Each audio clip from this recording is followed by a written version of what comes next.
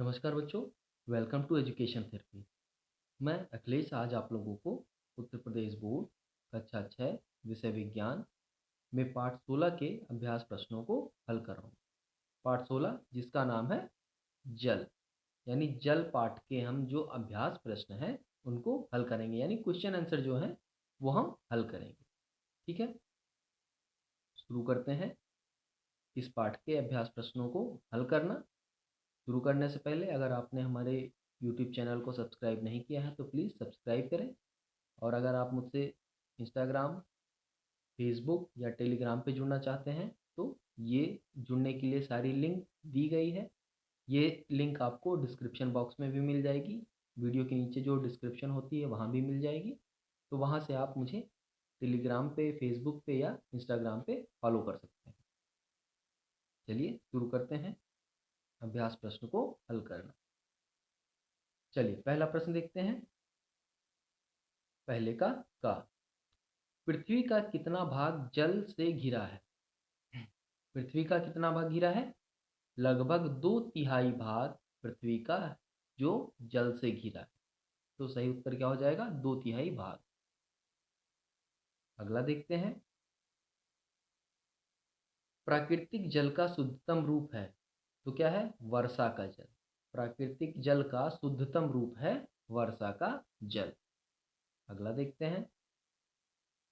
शुद्ध जल होता है, शुद्ध जल होता है क्या होता है?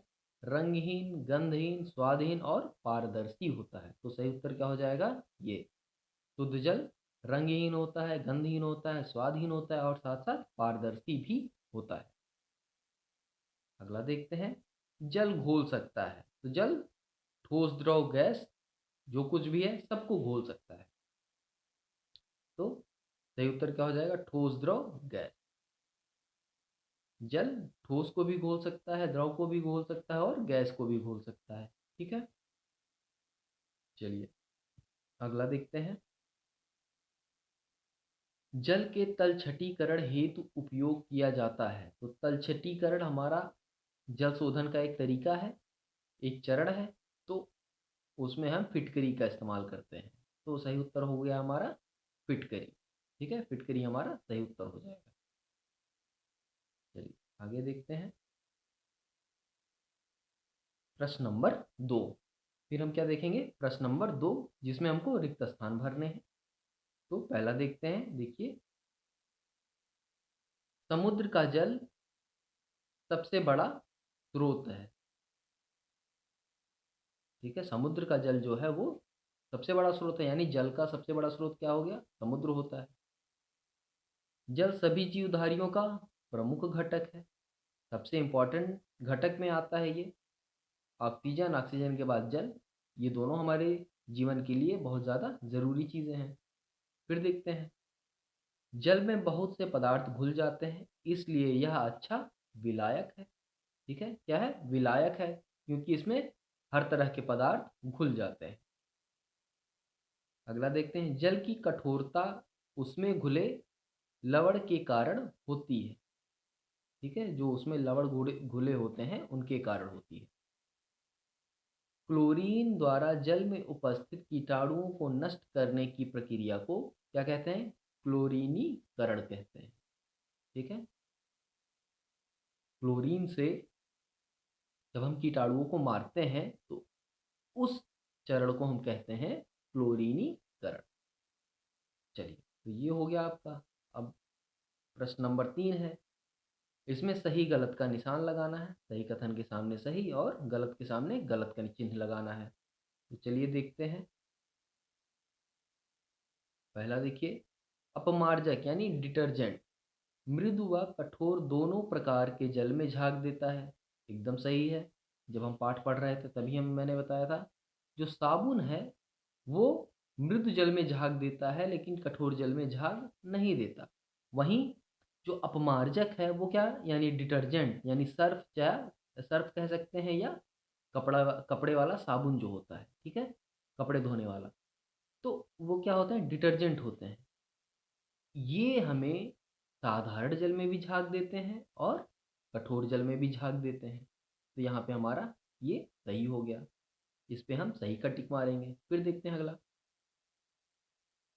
शुद्ध जल 0 डिग्री सेंटीग्रेड या 0 डिग्री सेल्सियस पर जमता है तथा 100 डिग्री सेंटीग्रेड पर उबलता है। एकदम सही है।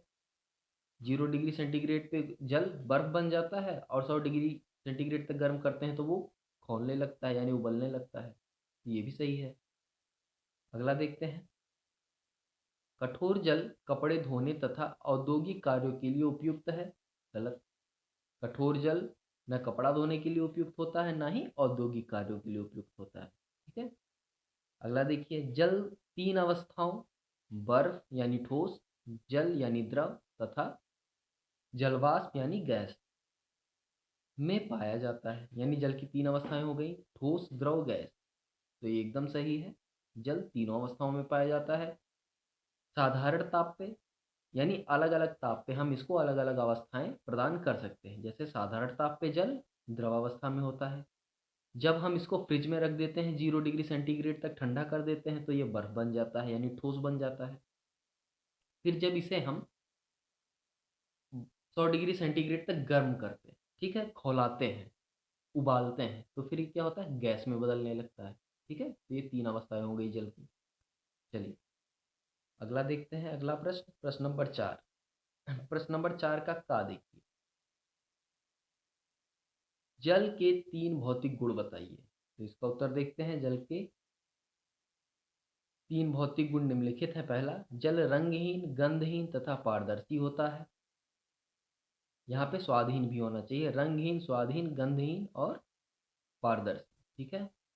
फिर जल की अवस्था ताप पर निर्भर करती है, यानी ताप कम करेंगे तो जल धीरे धीरे 0 डिग्री सेंटीग्रेड तक जैसे ताप पहुंचेगा वो जमना शुरू कर देगा।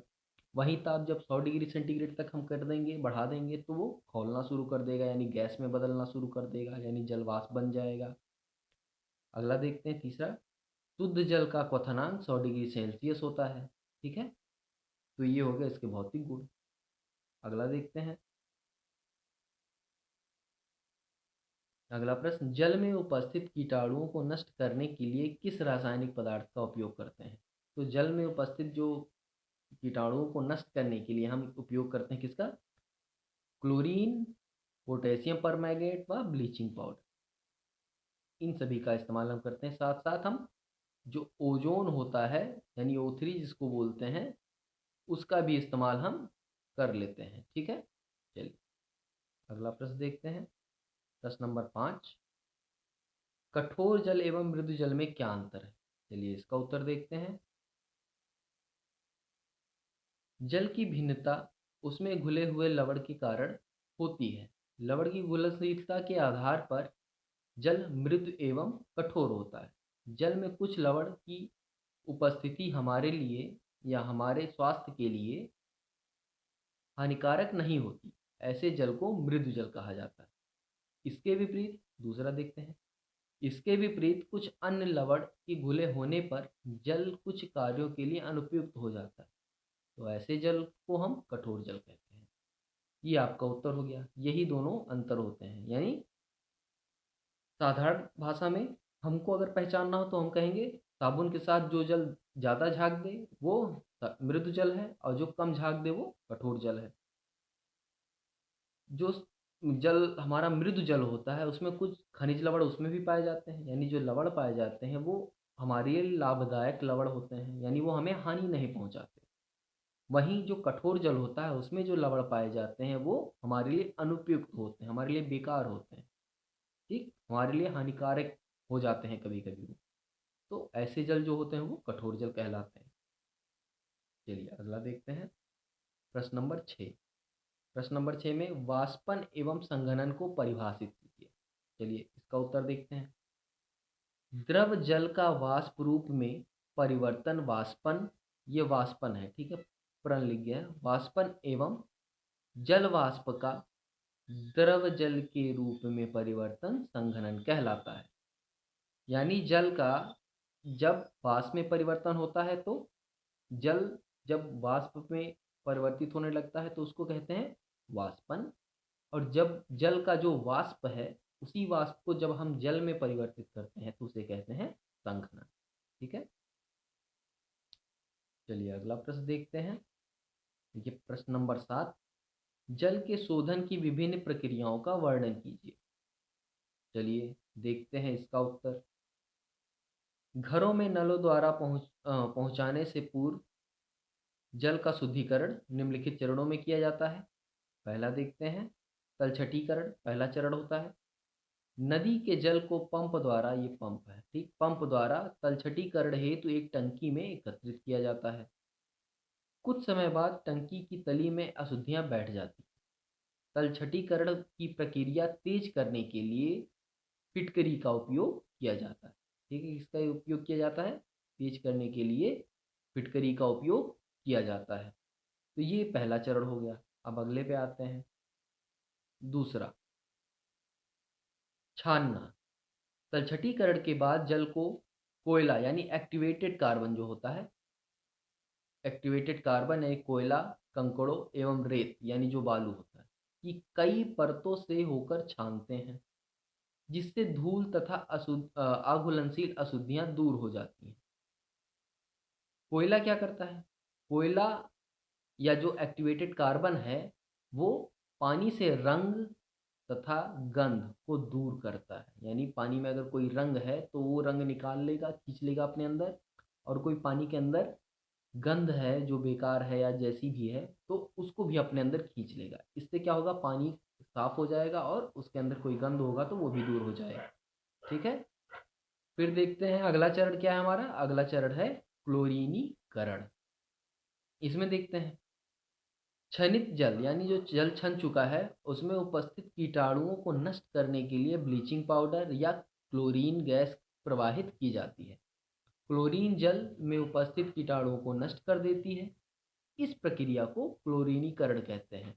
कीटाणु को नष्ट करने के लिए हम पोटेशियम परमैंगनेट का भी इस्तेमाल करते हैं या ओजोन गैस का भी इस्तेमाल करते हैं। ठीक है, तो ये 3 चरण थे इसके। अब यहाँ पे आपके इस पाठ के सारे अभ्यास प्रश्न हल हो चुके हैं। उम्मीद है आपको कुछ नया सीखने को मिला होगा, आपने प्रश्नोत्तरों को समझा होगा। ठीक है, अगर कहीं कोई दिक्कत है तो आप दोबारा मुझसे सवाल पूछ सकते हैं कमेंट बॉक्स में कमेंट करके। तो ये अभ्यास प्रश्न आपके हल हो चुके हैं। आप लोग इसे अपने अभ्यास पुस्तिका में लिखेंगे और एक बार दोहराएंगे, समझेंगे तो ये आपको समझ में आ जाएगा। तो आज के लिए बस इतना ही। अगला पाठ हम अगली वीडियो में पढ़ेंगे। तब तक के लिए धन्यवाद।